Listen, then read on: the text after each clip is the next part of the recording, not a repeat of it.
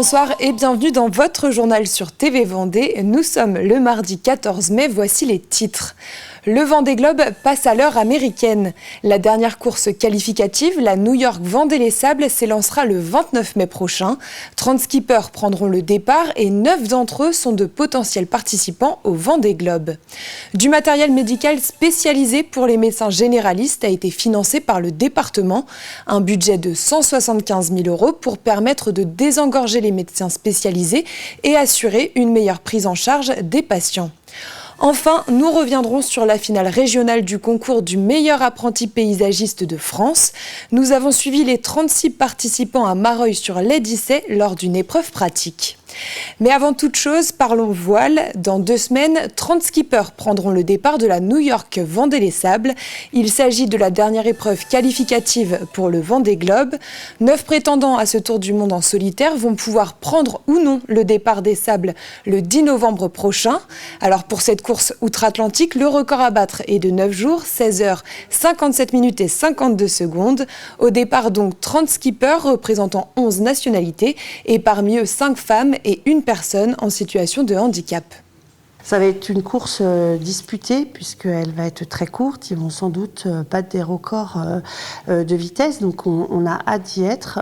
Avec aussi des skippers américains, nord-américains, qui ne feront pas le prochain Vendée Globe de 2024, mais qui feront sans doute, si ils sont qualifiés, ils ont l'intention de faire le Vendée Globe 2028. Donc on va accueillir des skippers américains, donc ça on s'en réjouit, un Canadien et un Américain. Et comme pour le Vendée Globe, la New York Vendée veut limiter son empreinte environnementale.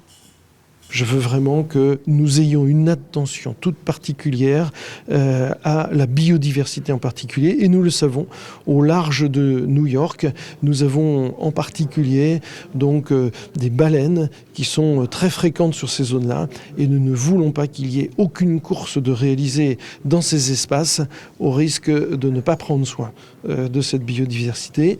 Nous organisons donc le départ au large, à 80 000, de telle manière que la compétition commence en dehors de ces zones à protéger. Et vous pourrez d'ailleurs suivre le départ de la course le 29 mai prochain en direct sur TV Vendée. On ouvre une page santé. Vous le savez, la Vendée manque de médecins généralistes, mais elle manque aussi de spécialistes. Les temps d'attente pour obtenir un rendez-vous sont très longs. Alors face à ces difficultés, de nombreux généralistes étaient en demande de matériel pour effectuer des dépistages et faire de la prévention. Le département a donc proposé une aide financière à l'équipement, un montant global de 175 000 €.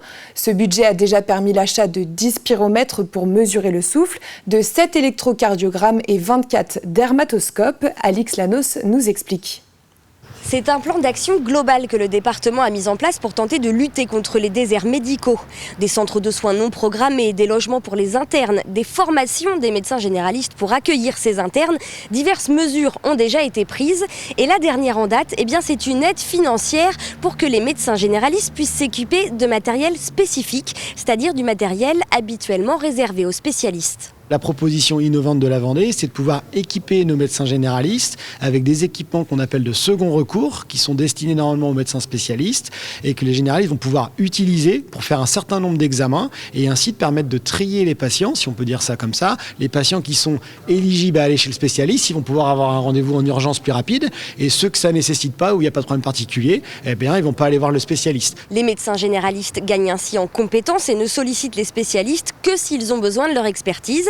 Ces médecins spécialistes ont donc plus de temps à consacrer aux pathologies les plus graves. Et pour les patients, c'est un gain de temps et un gage de qualité diagnostique. Ça permet des fois tout de suite d'avoir la réponse, ou si on a besoin d'une téléexpertise dans la journée ou dans les 48 heures, d'avoir une réponse vraiment adaptée. Et ça permet du coup de diminuer un petit peu la pression sur les spécialistes et donc du coup de pouvoir faciliter l'accès à une consultation quand il y a vraiment besoin. Donc là où on était sur plusieurs mois et parfois aller courir à Nantes ou à La Rochelle, là du coup on retrouve une consultation en Vendée et sur un délai qui est tout à fait normal. 34 médecins ou groupements de médecins ont pu, sur demande, bénéficier de cette aide financière pour acheter ce matériel spécifique, type dermatoscope ou encore électrocardiogramme. Un matériel qui nécessite, pour les médecins et infirmières qui vont l'utiliser, de se former. Mais en montant ainsi en compétences au sein des cabinets médicaux, les médecins généralistes espèrent attirer de nouveaux confrères pour s'installer auprès d'eux. Prévenir certaines maladies, c'était également la volonté de cette exposition santé à Challans. Cette dernière était organisée par l'antenne vendéenne de l'ADRA, l'agence de développement et de secours adventiste. Un parcours était proposé à travers plusieurs stands avec à chaque fois des activités, des tests d'effort ou encore des questions autour du sommeil. L'association proposait de calculer l'âge biologique des participants qui souvent est plus élevé que l'âge réel. La plupart des gens ont des âges biologiques qui correspondent à leur âge réel. Il y en a, je dirais, peut-être 10% qui ont un âge biologique plus âgé que l'âge réel. Pourquoi ? Parce que ce sont des gens qui sont exposés aux facteurs de risque. Par exemple, ils sont plus obèses ou en surpoids. Ou ce sont des gens qui sont tabagiques ou diabétiques. Et ça leur expose aux facteurs de risque cardiovasculaire. Prévenir des chutes, savoir comment adapter son logement au mieux ou encore faire travailler sa mémoire. Ces sujets et bien d'autres seront détaillés au forum Bien vieillir à domicile qui fait escale à La Roche-sur-Yon ce jeudi. L'entrée est libre et gratuite à la salle du Bourg-sous-la-Roche. Il s'agit d'une initiative du département en partenariat avec le CIAS lancée en 2022. Ce forum est itinérant. Il est passé par 8 communes avant d'arriver dans l'agglomération lyonnaise pour être au plus proche des habitants. On voit bien que cette solution d'aller dans les territoires est sans doute celle qui convient le mieux à nos Vendéens et nos Vendéennes. On sait la difficulté qu'ils peuvent avoir justement à se déplacer, vous l'avez évoqué, mais aussi à pouvoir être au plus près des personnes qu'ils connaissent. Et même si au niveau des professionnels, il y a sans doute beaucoup de choses à découvrir, on voit bien qu'il est important de pouvoir s'approprier les professionnels des territoires et les initiatives des territoires. La rénovation de l'ancien collège Viette de Fontenay-le-Comte est estimée à 10 millions d'euros. Ce bâtiment abrite l'école intercommunale de musique et de danse, un accueil de loisirs ainsi qu'un espace junior. Cette rénovation inclut également la restauration des 17 arcades qui ornent la façade. Alors pour aider à financer cette partie du projet, la communauté de communes du pays de Fontenay-Vendée s'est rapprochée de la Fondation du patrimoine pour lancer un appel aux dons.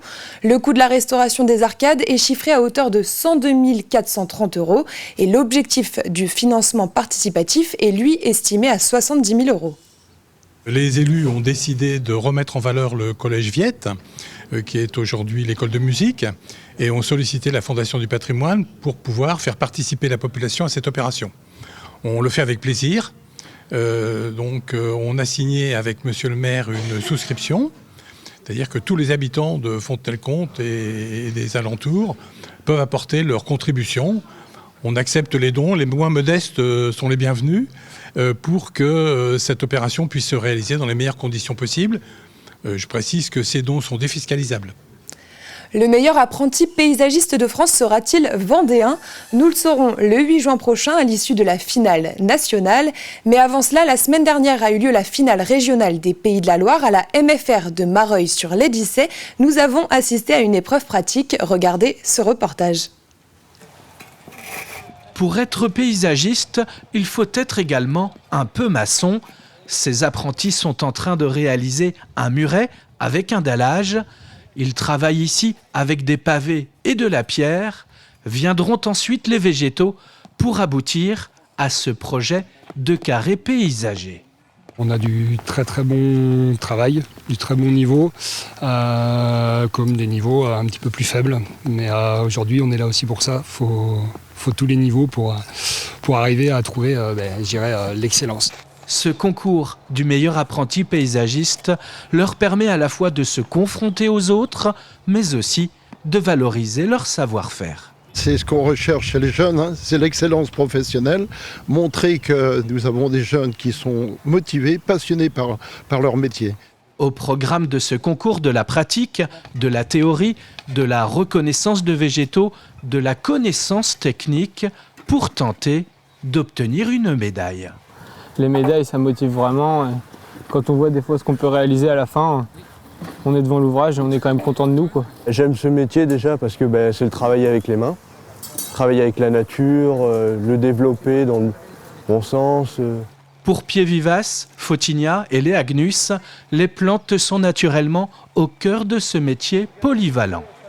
C'est un métier où ils peuvent être également menuisiers, puisqu'on fait aussi des dalles, des terrasses en bois. On fait de l'arrosage automatique, donc ils peuvent être plombiers. C'est en fait aujourd'hui un paysagiste doit être capable de réaliser un jardin de A à Z. Être médaillé d'un concours comme celui-ci, c'est bon pour le CV. Y participer compte aussi. Ce qui caractérise en tout cas ces futurs paysagistes, c'est de pouvoir rendre les gens heureux dans leur jardin. Un mot de sport pour terminer. Hier soir, le basket a rencontré le football le temps d'un entraînement commun. Les filles de La Roche ESO, l'équipe de foot qui évolue en D3 féminine, et l'équipe de La Roche Vendée Basket qui évolue en Ligue féminine se sont rencontrées au stade de Saint-André-d'Ornay. Un moment de partage vertueux pour apprendre de l'autre discipline. Faire ce petit match, ces petites oppositions contre les filles de l'ESO, c'était une bonne chose. Donc voilà, on est venu mouiller le maillot, comme on dit, parce que ça tombe bien. Sur le foot, tu vois, les durées d'efforts sont beaucoup plus longues. Que nous, c'est des efforts beaucoup plus intenses, mais beaucoup plus courts. Par contre, il y a plein de liens, parce que ça reste un sport co, ça reste un sport de passe, un sport d'adresse avec des tirs quand même au but. Ça leur montre quelque part aussi un petit peu, tu vois, la réalité des autres sports, tu vois, les contraintes des autres sports. Voilà, quand il pleut, il y a quand même entraînement, quoi, tu vois. Donc, il faut qu'on le fasse avec les autres clubs aussi de la ville, tu vois. Je pense aux handballeuses. Je pense aux 2-3 autres clubs qui jouent quand même un petit peu à haut niveau, quoi, tu vois. Donc, non, franchement, c'est une belle initiative.